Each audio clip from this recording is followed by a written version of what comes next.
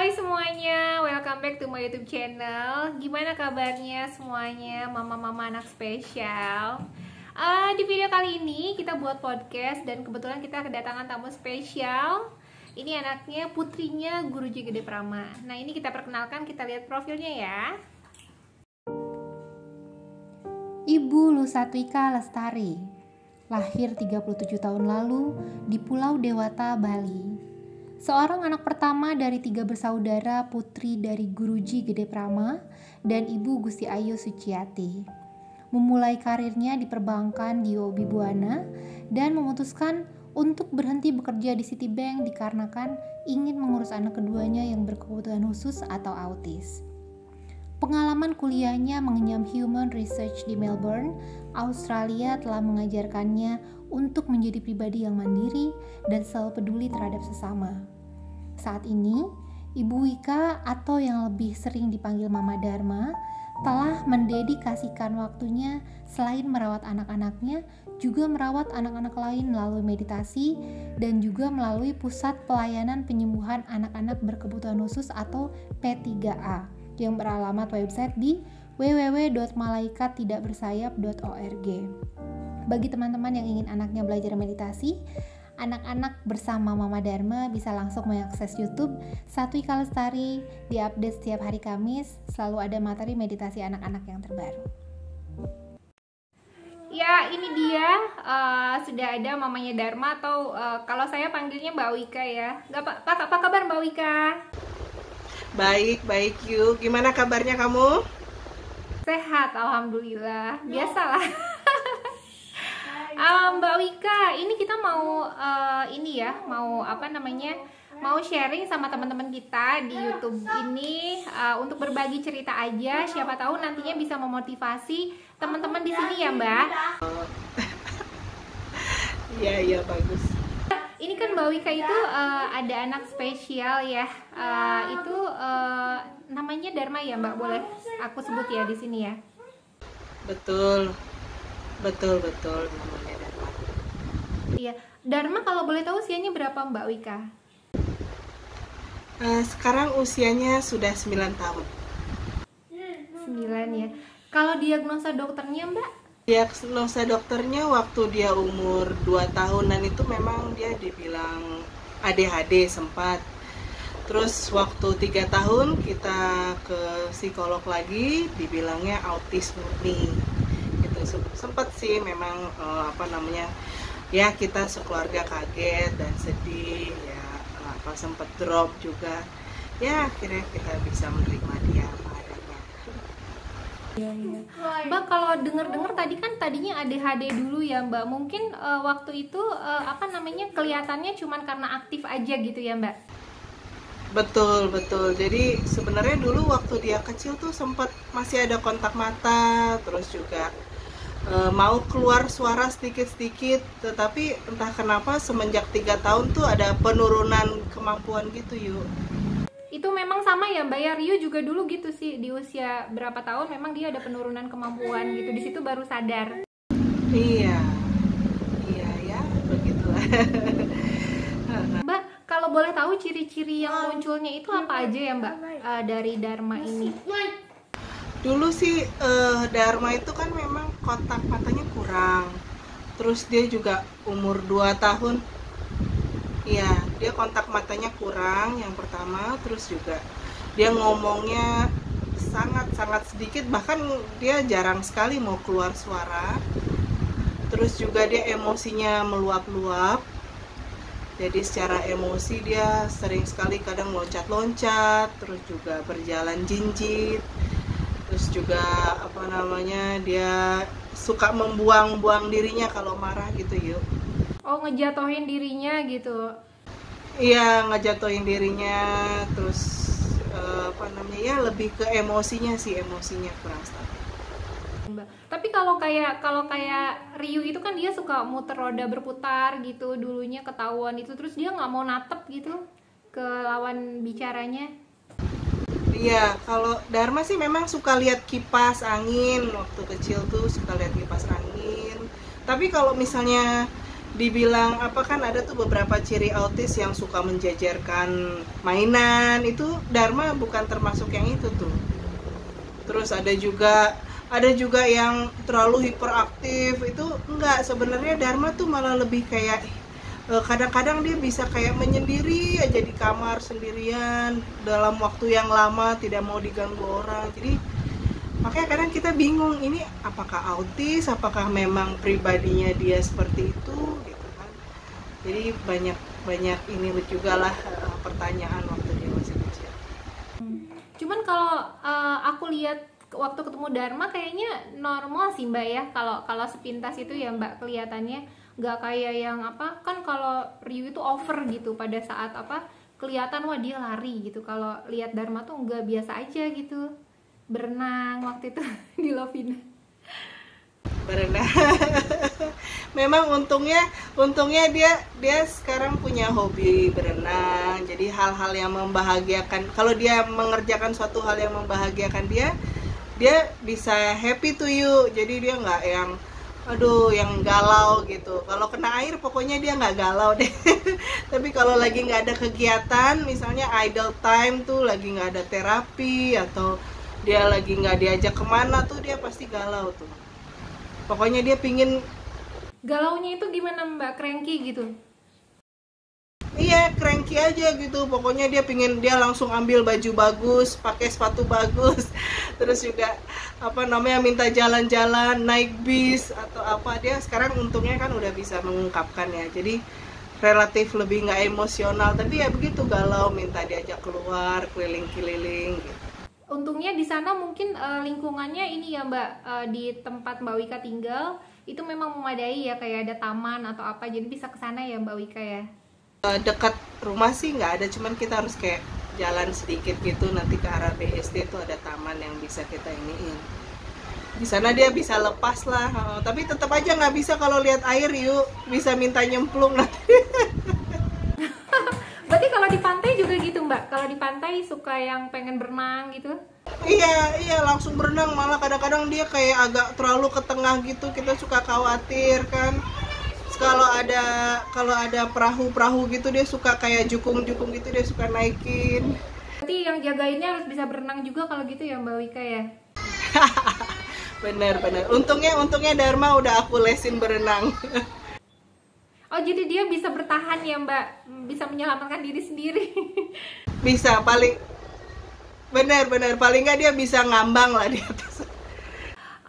Mbak Wika, ini kan kalau misalnya di channel YouTube ini memang banyak beberapa mama-mama punya anak spesial, dan pastinya memang berat menjadi seorang ibu dari anak spesial nih. Kalau aku lihat Mbak Wika itu orangnya kan kuat banget, kayak aku sendiri pun kan kalau aku selalu curhat sama Mbak Wika, cerita Mbak ini gimana gitu ya Mbak ya.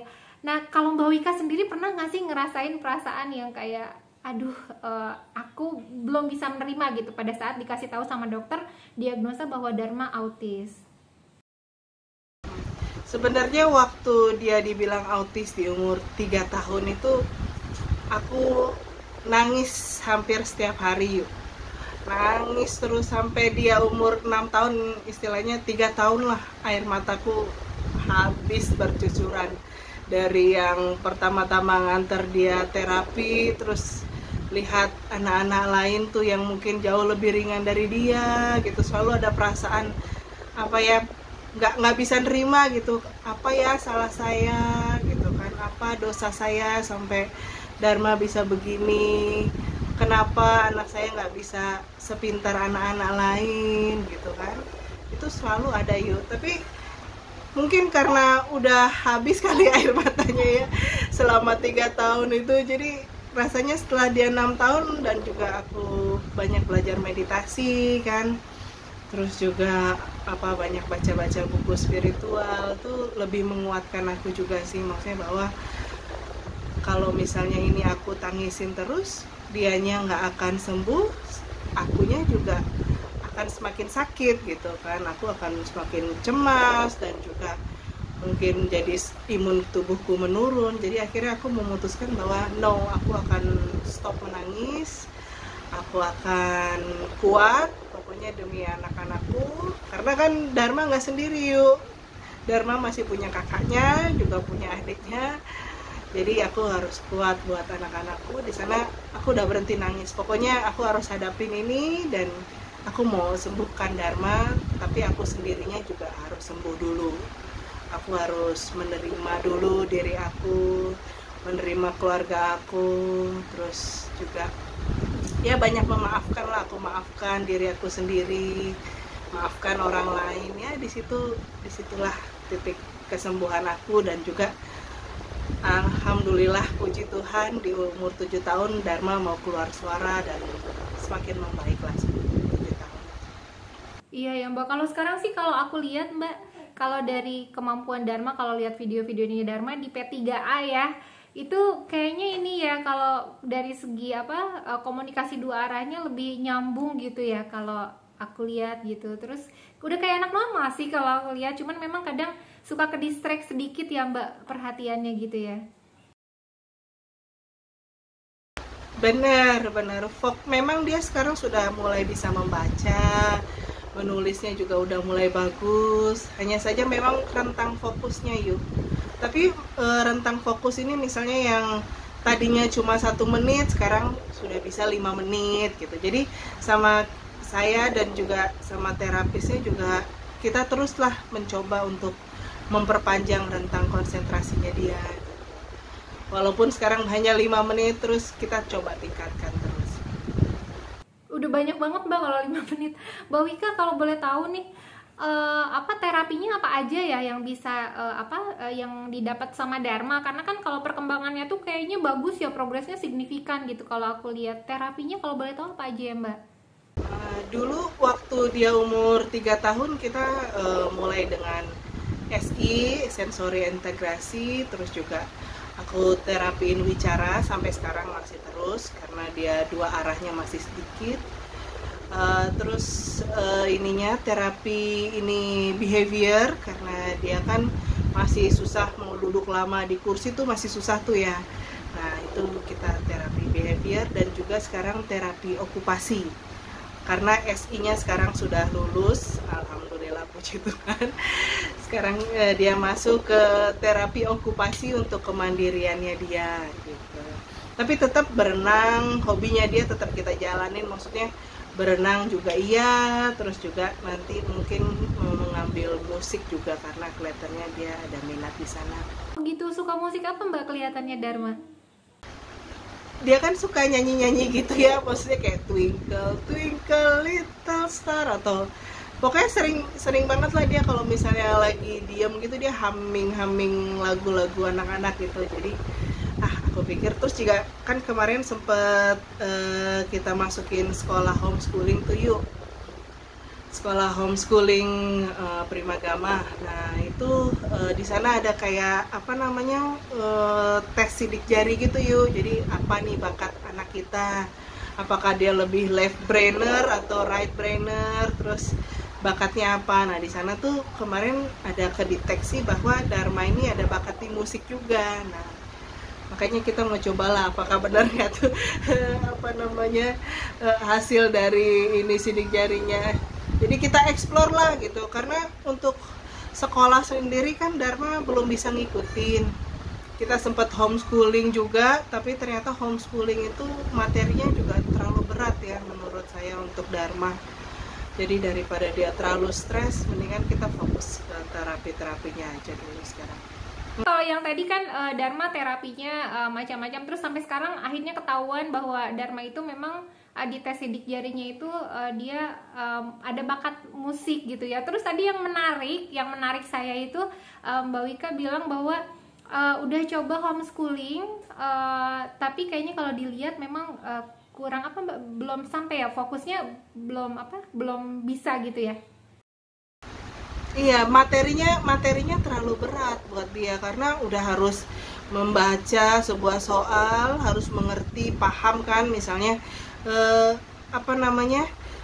udara masuk di rumah melalui apa gitu, dia harus sudah baca dan ada pilihan gandanya. Nah itu dia masih belum banyak nangkep tuh, belum bisa paham begitu banyak hal. Jadi saya pikir daripada dia stres kan, belajar juga harus dipaksain dan juga membohongi diri sendiri, ya nggak sih? Kalau kita bantu sebenarnya kan bisa aja ya sekarang online dibantu gitu kan, tapi saya rasa membohongi diri sendiri lah buat apa gitu kan. Mendingan kita fokus apa yang menjadi minatnya dia, apa yang menjadi bakatnya dia, itu yang nanti kita kembangin.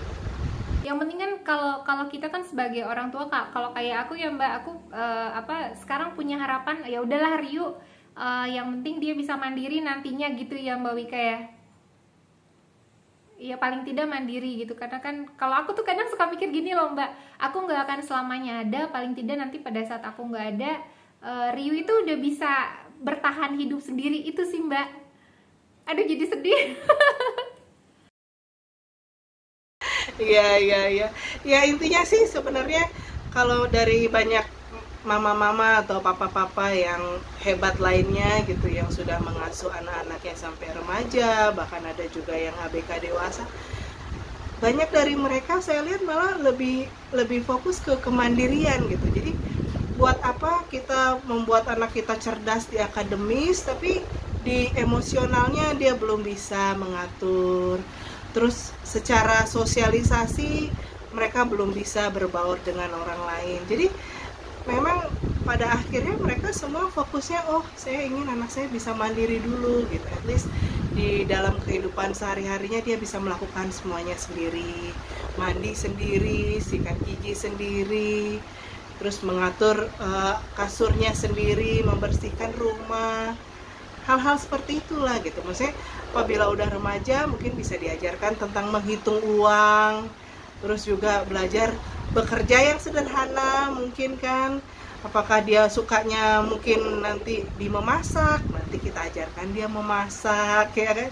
Ya kalau dia suka melukis ya, yang lainnya banyak hal yuk. Jadi saya pikir nggak usahlah terlalu dibebankan dengan banyak akademis gitu. Jadi biar dia emosinya stabil aja dulu.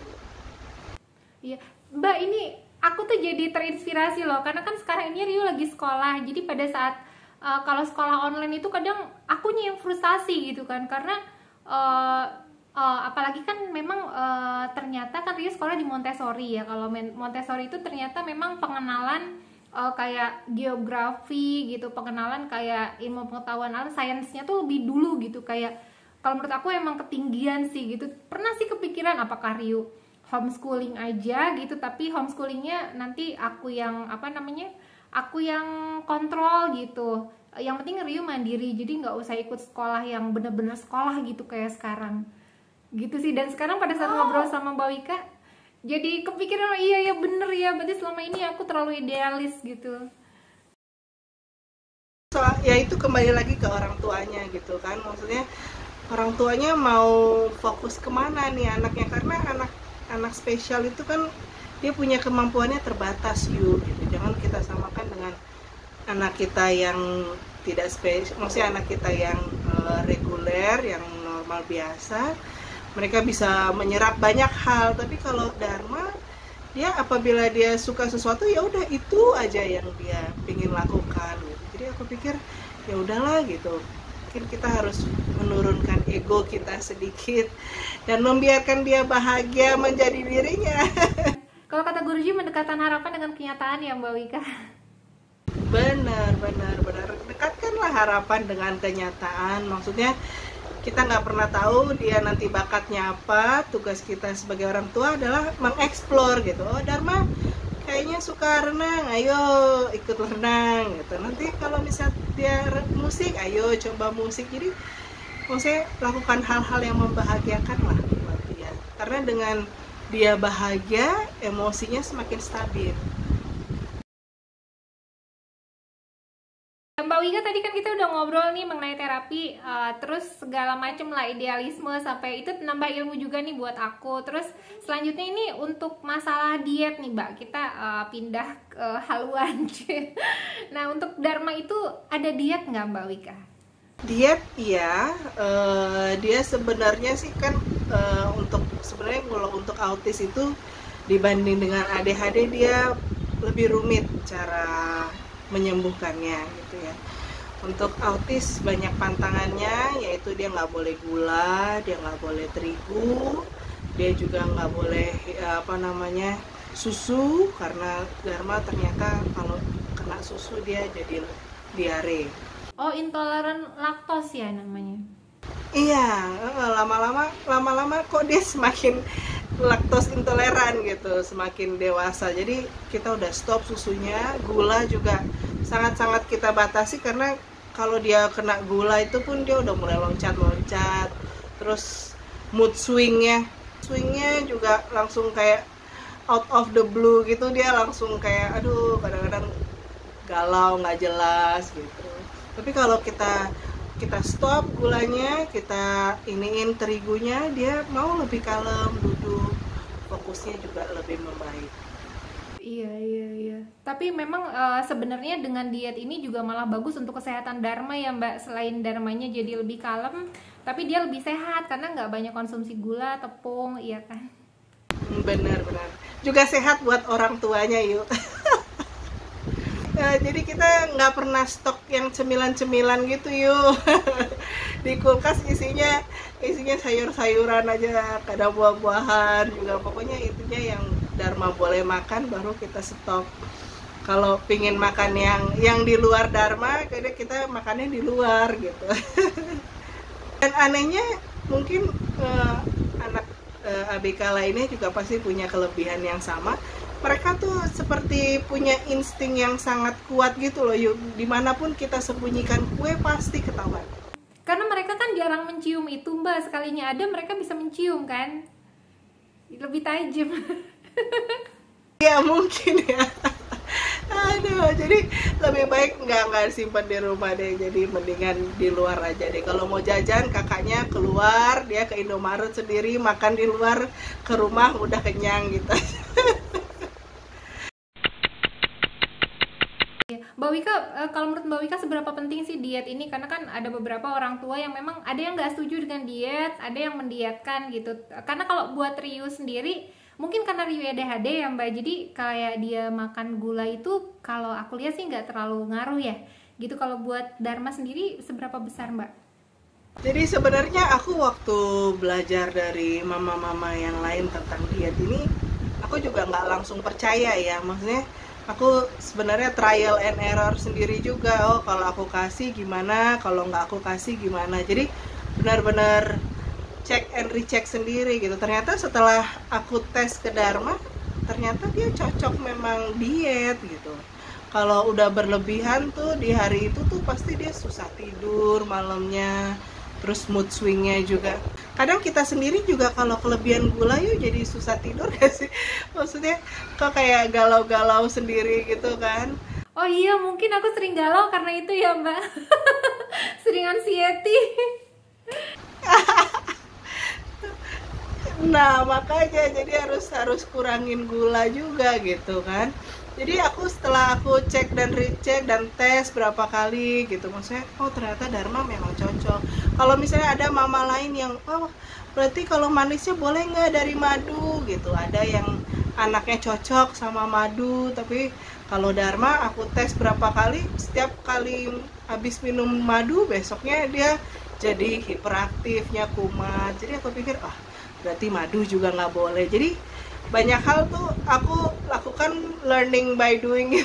Karena tipe diet anak-anak kan nggak sama semuanya yuk. Maksudnya mungkin ada dulu mama-mama yang bilang nggak boleh tempe gitu misalnya, karena kedelai kan nggak boleh. Tapi kalau tempe ke Dharma nggak ada efeknya saya lihat. Jadi sampai sekarang masih aku kasih tempe, masih aku kasih tahu gitu. Jadi maksudnya nggak semua hal lah yang dibilang nggak boleh kita harus turutin. Jadi sebenarnya coba aja lah ke anak-anak mana yang dia cocok, ya itu yang kita terapin buat sehari-hari. Ya Mbak Wika, setelah mengobrol panjang tadi kan kita pengen tahu nih Mbak, karena kan di sini juga banyak yang tanya gitu, kalau punya anak spesial itu capek, sering sedih, sering bete gitu. Suka dukanya apa ya Mbak punya anak spesial kalau buat Mbak Wika?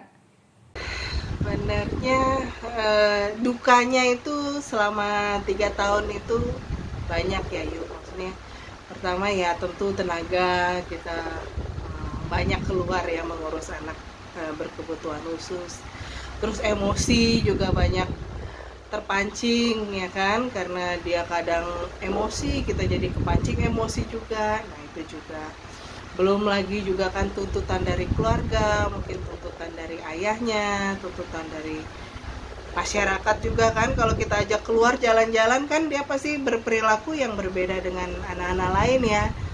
Entah dia kadang mau mencomot makanan anak lain gitu kan, kita harus aduh maaf ya bu, maaf ya gitu. Ya intinya memang kalau dukanya itu memang kita harus lewatin lah yuk ya. Yang kita nggak bisa yang kita bilang enggak susah gitu, supaya mungkin aku udah di masa bahwa dukanya itu udah aku lihat sebagai pelajaran-pelajaran, sehingga aku sekarang udah jauh lebih kuat. Jadi udah melihat sesuatu dari sisi positif ya Mbak? Ya intinya aku menempatkan dia sebagai guru kesabaran, guru yang mengajarkan aku untuk rendah hati, guru yang mengajarkan aku ya setiap hari aku jadi latihan kesabaran terus lah yuk. Karena dengan kesabaran itu salah satu modal kita untuk bahagia. Coba kalau kita udah belajar sabar sama Dharma, sama anak-anak lain kita udah jauh lebih sabar yuk. Jadi nggak bawel. Iya, karena mereka udah kelihatannya udah ringan aja gitu ya Mbak ya. Bener gini aja gitu kan, paling kita udah lewat sama Dharma, yang lain udah terasa ringan. Udah biasa yang lebih berat gitu ya Mbak. Benar ya, pokoknya diikhlasin aja, terima, mengalir, senyum. Iya, sukanya Mbak, kalau aku kan sukanya itu kalau sama Ryu karena memang dia karena anak ADHD itu kan katanya kalau menurut ahlinya dia ada terlambat 3 tahun dewasa ya, 3 tahun atau beberapa tahun gitu. Jadi kalau sekarang dia 7 tahun berarti usia namanya baru 4 tahun gitu ya. Kalau aku sih kan kayak ada sukanya tuh, dia kayaknya masih kayak anak kecil yang masih bisa diuel-uel gitu kayak gitu. Kalau Mbak Wika? Kalau Dharma itu dia sebenarnya orang yang sangat perhatian gitu. Kadang dia suka cium-cium kepala aku gitu. Dia seneng banget minta peluk, dan dia juga istilahnya dia juga suka minta digarukin gitu. Maksudnya kadang masih manja-manja. Terus juga kalau misalnya kakak sama adeknya kan memang perkembangannya mereka tuh bawel ya, istilah ngomong terus, nanya terus. Kadang ada masanya udah yuk Dharma masuk kamar yuk sama mama, kayaknya enjoy aja, dia diam aja, aku tuh udah enjoy. Jadi jadi tenang gitu.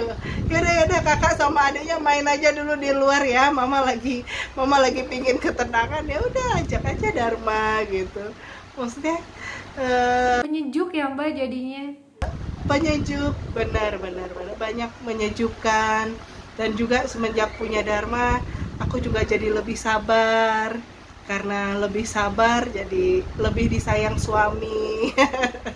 Dan ya banyaklah hal-hal kehidupan lain yang jauh lebih ringan kalau kita sabar. Betul, Mbak, semua selalu ada hikmahnya ya Mbak Wika. Betul. Ada nggak sih peristiwa yang bikin kesel gitu selama menjaga Dharma? Apa ya? Kadang tuh Dharma itu kalau misalnya renang itu dia suka kayak pingin lepas gitu yuk. Jadi kadang baju renangnya dilepas, terus juga kadang sampai CD-nya juga dilepas waktu dia masih lebih kecil dari sekarang ya. Ya itulah yang kadang kita aduh malu Dharma, jangan telanjang di kolam renang umum gitu kan.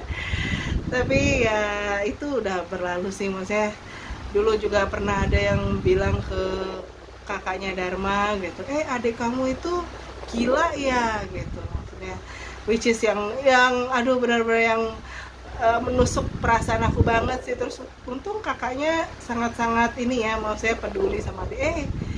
Adik kakaknya langsung bilang, enggak, adikku tuh enggak gila, adikku tuh sakit autis gitu. Kalaupun ada yang gila di sini itu kamu, dia bilang gitu. Maksudnya dia selalu pintar. Tapi belainnya baik-baik ya kan Anda ya? Iya, bela-bela dia baik-baik karena dia nggak mau dong, maksudnya adiknya tuh dibilang gila gitu kan. Memang adiknya berbeda, cuman itu bukan definisi yang baik untuk menyebutkan anak berkebutuhan khusus. Masa ada ya mah anak yang kayak gitu, dia bilang gitu ke aku kan. Iya udah Kak, memang kan orang punya pandangan beda-beda, yang penting kamu sayangin aja terus adiknya. Wah sedih banget sih Mbak. Dulu juga Rio ada juga Rio bilang gitu juga sih, cuman akunya lagi masih emosi kan, dulu belum kenal sama Guruji ya, belum dengerin Guruji, belum kenal Mbak Wika, Pak Darmin. Jadi pada saat ada yang bilang itu Michelle ada lo gila gitu kan, terus langsung marah, kamu bilang anak aku gila ya gitu. Tapi kalau sekarang kejadian itu mungkin udah nggak seperti itu ya Mbak, kalau aku. Proses sih. Benar, makanya penting sekali kita mengedukasi anak-anak, mengedukasi orang di luar gitu, bahwa memang ABK itu keadaannya seperti ini gitu. Maksudnya it's not that something yang mereka inginkan menjadi seperti itu, tapi karena memang mereka belum bisa mengatur emosi, mengatur dirinya mereka sendiri, sehingga mereka seperti itu gitu kan. Ya makanya penting banget lah, seperti Ayu ini juga selalu mengedukasi orang tentang anak-anak ABK, jadi mereka lebih paham dan punya pandangan yang lebih baik tentang anak-anak ABK. Ika, ini kita udah bicara panjang banget. Nah ini kita sampai ke penghujung, bukan pertanyaan sih, cuman kita pengen dengar pesan Mbak Wika nih untuk orang tua anak spesial lain yang mungkin bisa memotivasi kita biar lebih semangat dan bisa lebih terima bahwa anak kita spesial, Mbak. Silahkan. Pesannya paling sederhana ya, maksudnya yang pertama adalah kita perlu menerima anak kita apa adanya. Jangan harapkan anak kita supaya seperti anak tetangga si A, anak tetangga si B. Itu pasti yang menderita diri kita dan juga anaknya. Yang kedua, setelah kita bisa menerima, tentunya kita menyayangi anak kita sama rata dengan anak-anak kita yang tidak ABK gitu. Maksudnya perhatiannya harus sama. Dia juga kalau kita belikan hadiah yang satu, anak ABK kita juga harus diberikan hadiah. Pokoknya tidak boleh dibeda-bedakan, karena banyak orang berpikir bahwa ABK tuh mereka nggak tahu ini nggak mengerti lah kalau kita bedakan. Sebenarnya mereka justru sangat-sangat peka gitu. Semakin kita bedakan, dia semakin merasa aku kok nggak disayang gitu. Jadi kita harus menyayangi mereka sama seperti kakak dan adiknya. Terus yang ketiga, tentunya mengarahkan mereka kemana ke hal-hal yang mereka sukai gitu. Jangan dipaksakan, misalnya mentang-mentang mamanya suka memasak, anak ABK-nya dipaksa memasak padahal tidak suka gitu. Jadi itulah hal-hal yang malah memancing emosi mereka, jadi semakin tidak stabil. Jadi kalau misalnya mereka dibiarkan untuk melakukan hal-hal yang mereka sukai, malah semakin membaik, sama seperti Dharma di rumah. Dia sukanya berenang, ayo kita fokus mengajar dia berenang. Kita cari pelatih renang yang cocok untuk dia, yang mau sabar. Dan yang terakhir sih menurut aku ya, orang tua itu harus banyak sabar, dan kalau bisa belajar meditasi sehingga mereka bisa menenangkan diri mereka sendiri. Kalau misalnya Ayu pernah dengar dari Guruji, yaitu terapi energi. Apa itu Mbak? Terapi energi adalah dimana kita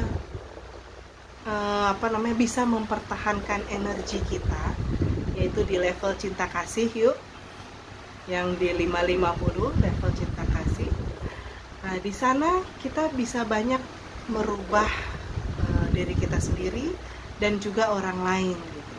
Kalau kesehariannya kita banyak cinta kasih, kita memberikan contoh anak ABK kita cinta kasih, kita memperlakukan mereka dengan cinta kasih, mereka pasti secara cepat atau lambat akan meniru kita. Apa yang kita lakukan akan ditiru oleh mereka. Kalau kita kesehariannya cinta kasih, maka mereka juga akan mempelajari tentang cinta kasih. Karena anak ABK nggak bisa diajarin melalui omongan seperti anak-anak kita yang lain ya. Kakak Nanda, kamu harus rajin belajar, kamu harus sering baca buku gitu kan, harus rapiin mainan dan lain-lain. Itu mereka nggak bisa yuk. Mereka anak-anak ABK itu lebih audio visual. Jadi apa yang kita lakukan di depan mereka itu mereka. Kalau kita sering membaca buku, iya, kalau kita sering membaca buku nanti mereka ikut mau membaca buku. Kalau kita sering bersih-bersih di rumah seperti Dharma, pingin ikut juga, habis makan dia bersih-bersih sendiri gitu. Misalnya kalau kita biasa datang dari luar cuci tangan, nanti kebiasaan dia melihat dan dari luar dia selalu cuci tangan. Jadi itulah maksudnya pertahankan energi cinta kasih dalam diri kita sehingga emosi anak kita pelan-pelan membaik. Iya, Mbak Wika, ini kita banyak banget nih yang ilmu yang bisa kita dapat dari podcast kita ini nih Mbak Wika. Dan jadi kalau bisa aku tarik kesimpulan di sini, jadi kita itu sebagai orang tua anak spesial lebih mendekatkan harapan pada kenyataan kalau kata Guruji. Terus juga ini ya Mbak, membiarkan mereka tumbuh sesuai dengan dirinya sendiri gitu ya Mbak. Indah kayak kupu-kupu, indah jadi kupu-kupu gitu. Seperti itu ya Mbak. Iya. Gitu terus buat teman-teman yang mau belajar meditasi, banyak nih yang pengen belajar meditasi, itu bisa di di YouTube-nya Mbak Wika. Nanti aku akan taruh di samping sini ya nama YouTube-nya. Nanti bisa di-subscribe dan bisa diikutin setiap hari apa Mbak? Ada YouTube baru? Setiap hari Kamis. Iya, gitu. Iya Mbak Wika, terima kasih banget sudah hadir Moga-moga. di sini. Iya, moga-moga bermanfaat buat teman-teman semua di rumah. Sangat Mbak, bermanfaat. Gitu. Mbak Wika, terima kasih ya sudah ada di sini dan iya, thank you. Iya, dan semoga nanti kita bisa bikin podcast lagi ya Mbak Wika ya, dengan tema yang lain. Siap. Thank you ya Yu. Oke, thank you ya semuanya Mbak Wika. Terima kasih semuanya. Thank you for watching dan bye-bye. Bye.